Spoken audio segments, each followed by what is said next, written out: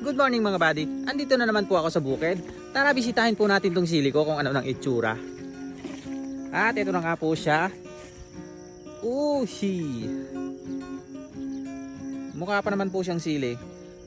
Medyo madamo nga lang po siya. Pinadamuhan ko po siya dun sa puno.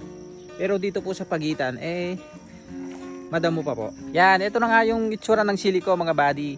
Malago naman na po siya. Kaso nga lang, malago na rin po yung damo niya. Kaya ang gagawin po natin ngayon, mag-i-spray po tayo ng pandamo para luminis po siyang tingnan. Okay, umpisahan na natin yan mga buddy. Pero bago yan, syempre, titignan muna natin itong bunga ng panigang ko.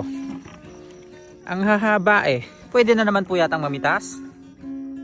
Uy. Maggugulang na naman siya mga buddy. Baka sa isang araw mamitas tayo o kaya bukas.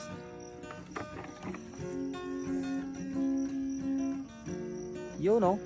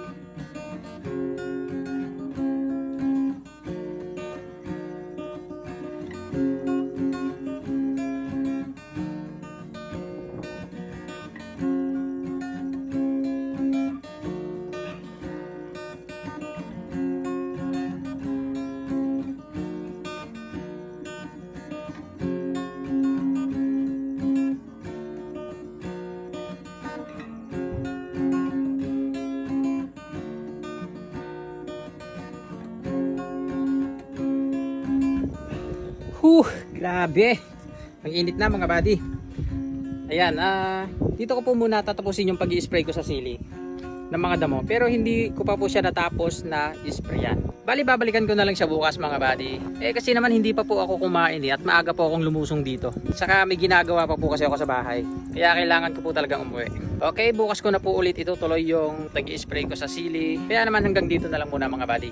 Maraming salamat. Mag-ingat po kayong lahat hanggang sa muli. Bye-bye!